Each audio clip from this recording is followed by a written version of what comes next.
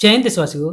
जब किसी भी विभाग के वरिष्ठ अधिकारी अपने नैतिक कर्तव्यों का निर्वहन स्थापित कायदे कानून के अनुसार नियंत्रित नहीं करता है, तो उस विभाग की छवि धूमिल होना तय है, जिसका जिम्मेवार उस विभाग के वरिष्ठ अधिकारी होता है।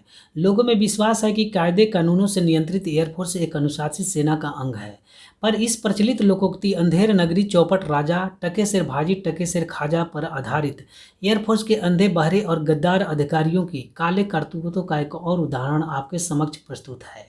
जैसा कि आप इस वीडियो में देख रहे हैं कि नई दिल्ली स्थित वायुसेना मुख्यालय में पदस्थापित AOP air marshal RJ Duckworth द्वारा अप्रूव्ड यह मेरा डिस्चार्ज लेटर है। इस लेटर के अनुसार एओपी ने मेरे द्वारा उपलब्ध कराए गए सारे उल्लेखित दस्तावेजों का गहन अध्ययन करने के बाद ही मुझे एयरफोर्स से डिस्चार्ज करने का फैसला लिया है।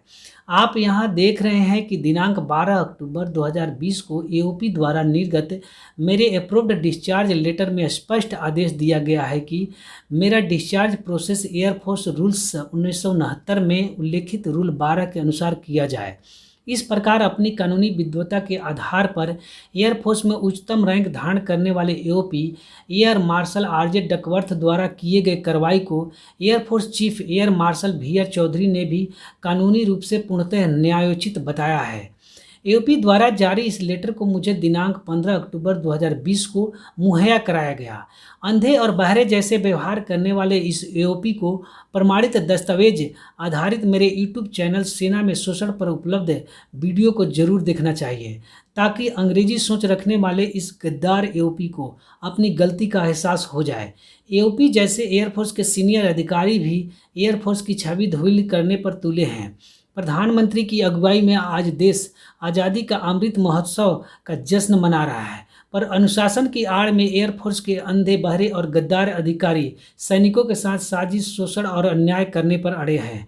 अचरज की बात तो यह है कि एयरफोर्स का मुखिया एयर मार्शल वी.आर. चौधरी उचित कार्रवाई के बजाय अपने अंधे बहरे और गद्दार अधिकारियों को संरक्षित कर अत्याचार का जश्न मना रहा है। जैसा कि आप इस वीडियो में देख रहे हैं कि यह एयरफोर्स रूल्स 1969 में उल्लेखित रूल 12 की ओरिजिनल कॉपी है, जो रक्षा मंत्रालय के वेबसाइट पर उपलब्ध है। इसका मतलब यह हुआ कि कमांडिंग अफसर ग्रुप कैप्टन परमजीत सिंह को एओपी द्वारा निर्देशित एयरफोर्स रूल्स 1969 में उल्लेखित रूल 12 के टिप्पणी संख्या 2.1 का पालन करते हुए मुझे डिस्चार्ज करना था, जिसे फॉलो ही नहीं किया गया। जैसा कि आप इस वीडियो में देख रहे हैं कि दिनांक 13 अक्टूबर 2020 को नई दिल्ली स्थित एयरफोर्स रिकॉर्ड ऑफिस से निर्गत एक लेटर है, जो काउंटर एफिडेविट के जरिए मुझे प्राप्त हुआ है। रिकॉर्ड विंग प्रभारी junior warrant officer SK. Dubey अंधा और बहरा ही नहीं है, बल्कि ये तो गद्दारी की सीमा ही पार कर गए और अपने इस लेटर में मेरे डिस्चार्ज की डेडलाइन तारीख 15 अक्टूबर 2020 फिक्स कर डाली। ऐसा कैसे हो सकता है कि रिकॉर्ड विंग प्रभारी junior warrant officer SK. Dubey को एयरफोर्स रूल्स 1969 में उल्लेखित रूल 12 का ज्ञान न हो। ये सब कुछ साजिश के तहत एक प्लान्ड कार्रवाई है। दिनांक 15 अक्टूबर 2020 को कमांडिंग अफसर ग्रुप कैप्टन परमजीत सिंह के अधीन एडजुटेंट के रूप में कार्यरत एयरफोर्स अधिकारी स्क्वाड्रन लीडर रीनू देवी द्वारा निर्गत यह लेटर है, जो मुझे 15 अक्टूबर 2020 को मुहैया कराया गया।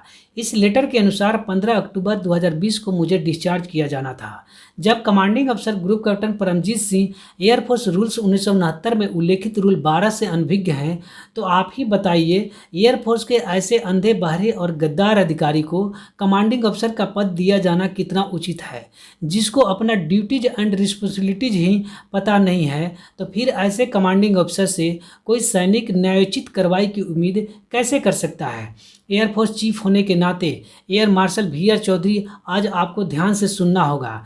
मेरे यूट्यूब चैनल सेना में शोषण पर उपलब्ध वीडियो को देखने से अब तो आपको पता चल ही गया होगा कि एयरफोर्स में ऐसे अंधे और बहरे अधिकारियों की भरमार है, जिसकी कार्यशैली सैनिकों के प्रति गद्दारों की तरह है, और इन गद्दारों को आज भी आप संरक्षित करते आ रहे हैं। मैं तो इन अंधे बहरे और गद्दारों के लिस्ट में आपको भी शामिल करता हूँ, क्योंकि आपकी कार्यशैली दिनांक 9 दिसंबर 2021 को एयर हेडक्वार्टर द्वारा निर्गत लेटर में दर्ज है। Air chief air marshal V R. Chaudhary, आपको ये बात तो जरूर पता होगा कि एयरफोर्स में सैनिकों का इमीडिएट डिस्चार्ज एक वेल डिफाइंड एएफओ के तहत होता है।